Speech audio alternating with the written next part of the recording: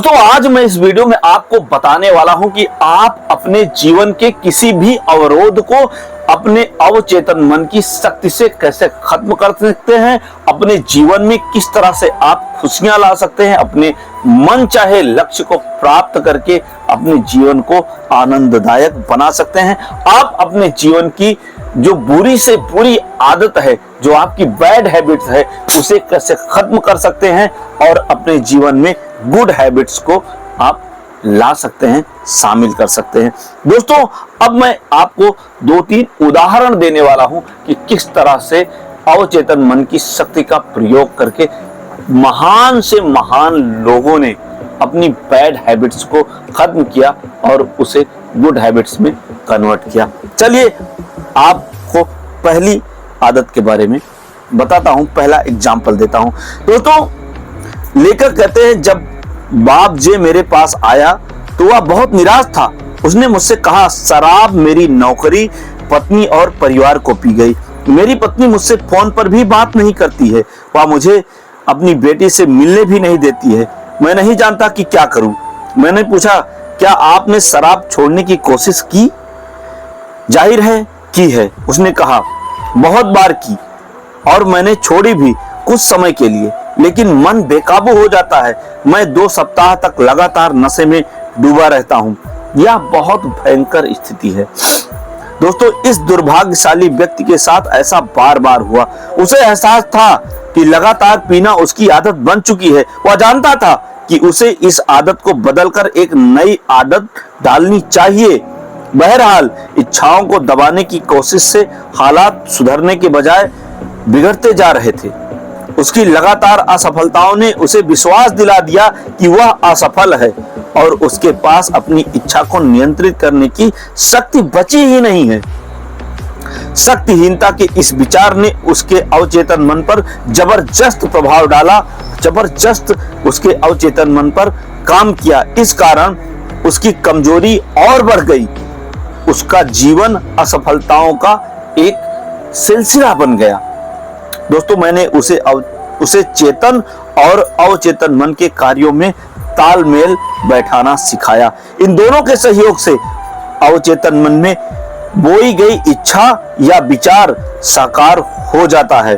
उसका तार्किक मन सहमत था कि अगर उसकी आदत के पुराने मार्ग ने उसे मुश्किल में डाल दिया है तो वह चेतन रूप से स्वतंत्रता, संयम और मानसिक शांति का नया मार्ग बना सकता है। वह जानता था कि उसकी विनाशक आदत अब स्वचालित बन गई है, लेकिन उसने इस सचेतन विकल्प को चुनकर अपनी स्थिति खुद इस तरह से बनाई थी। उसे एहसास था कि अगर उसने अपनी कंडीशनिंग नकारात्मक कर ली है तो वह इस कंडीशनिंग को सकारात्मक भी बना सकता है। परिणाम स्वरूप उसने यह सोचना छोड़ दिया कि वह इसकी आदत को नहीं छोड़ सकता। उसने एक स्पष्ट समझ हासिल की कि उसे अपने विचार के अलावा उसके उपचार में कोई बाधा नहीं है, इसलिए बहुत ज्यादा मानसिक कोशिश या मानसिक दबाव की कोई जरूरत नहीं है। उसकी मानसिक तस्वीर की शक्ति ने उसे इस बारे में सोचने पर मजबूर कर दिया और उसे अंदर से बल मिला। बाप ने अपने शरीर को शिथिल करने का अभ्यास किया, मनन की निष्क्रिय अवस्था में पहुंच गया। फिर उसने यह जानते हुए कि मस्तिष्क में इच्छित परिणाम की तस्वीर भरी है और वो जो चाहे वह अवचेतन मन उसे दिला सकता है, उसके सब सपने को साकार कर सकता है। उसने कल्पना की कि उसकी बेटी गले लगते हुए उसका स्वागत कर रही है। ओ डैडी, कितना अच्छा हुआ कि आप दोबारा घर लौट आए। नियमित रूप से सुनियोजित तरीके से वह इस तरह से बैठकर मनन करता रहा। ध्यान भटकने पर उसने तत्काल अपनी बेटी की मानसिक तस्वीर याद करने की आदत डाल दी। उसकी मुस्कान के साथ उसके घर का दृश्य, जो बेटी की चहकती आवाज से पहले जीवंत था, इस सबसे उसके दिमाग में दोबारा कंडीशनिंग हो गई। यह एक क्रमिक प्रक्रिया थी। उसने इसे जारी रखा। वह लगा रहा, क्योंकि वह जानता था कि देर सवेर उसे अपने अवचेतन मन में आदत का नया पैटर्न बना लेना है। मैंने उसे बताया कि जब वह अपने चेतन मन को कैमरे की तरह बदल सकता है, जब वह अपने अवचेतन मन को कैमरे की तरह मान सकता है, जबकि उसका अवचेतन मन बहुत संवेदनशील प्लेट है जिस पर वह तस्वीर की छाप छोड़ता है। इस सुझाव पर उस पर गहरा प्रभाव पड़ा। उसका पूरा लक्ष्य यह बन गया कि वह अपने मन की तस्वीर की दृढ़ छाप छोड़े और अपने आप को डेवलप करे। फिल्म को अंधेरे में डेवलप किया जाता है, इसी तरह मानसिक तस्वीरों को अवचेतन मन के डार्क रूम में डेवलप किया जाता है। दोस्तों, बॉब अब समझ गया था कि उसका चेतन मन कैमरे की तरह है, इसलिए उसने कोई कोशिश नहीं की, कोई मानसिक संघर्ष नहीं किया। उसने शांति से अपने विचारों को संतुलित किया और अपना ध्यान सामने के दृश्य पर केंद्रित किया। जब वह तस्वीर के साथ क्रमशः एकाकार नहीं हो गया, तब तक उसने इस प्रक्रिया को जारी रखा। इस प्रैक्टिस को वो करता रहा। उपचार होने के बारे में शंका नहीं थी। उसे पूर्ण विश्वास था कि यह अवचेतन मन की शक्ति एक दिन उसे उसकी बेटी से जरूर मिलाएगा। दोस्तों, पिछले 3 महीनों से मेरे सामने एक के बाद एक बाधा आती जा रही है। मुझे सचमुच लगता है कि वह बदकिस्मती मेरे पीछे पड़ी है। ये शब्द किसी और के नहीं, रूथ भी एक कंपनी के संस्थापक थी जो प्रोफेशनल्स के लिए बिलिंग और रिकॉर्ड कीपिंग का काम करती थी। उसकी कंपनी पहले तो बहुत सफल थी। अब दोस्तों, मैं आपको दूसरा उदाहरण दे रहा हूं। अब आप सोच रहे होंगे पहले वाले में क्या हुआ। दोस्तों, पहले वाले में उसे उसका परिवार वापस मिला और उसने अवचेतन मन की शक्ति से अपने परिवार को वापस पा लिया।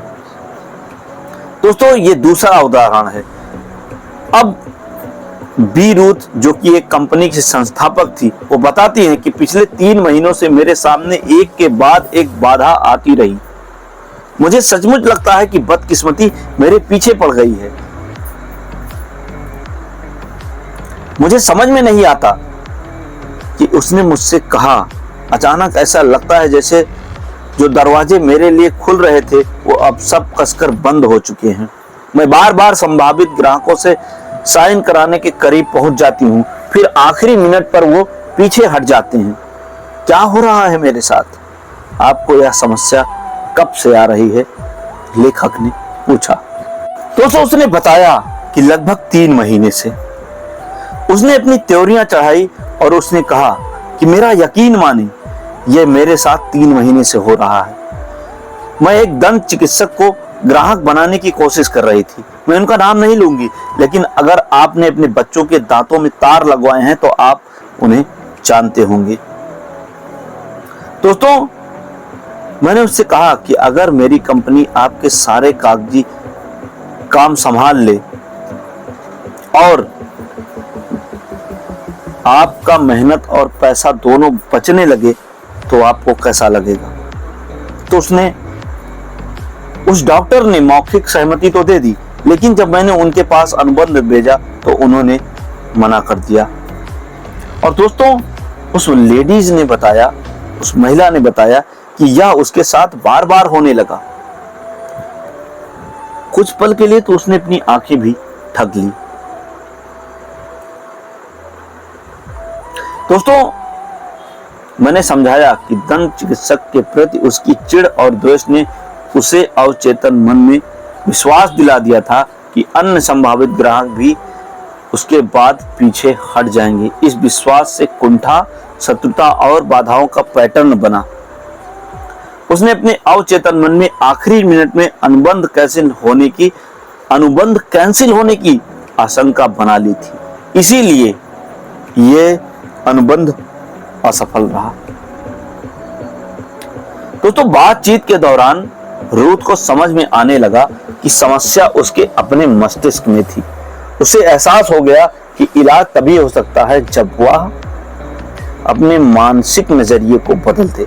अब इस तरीके से वह मनन करने लगे।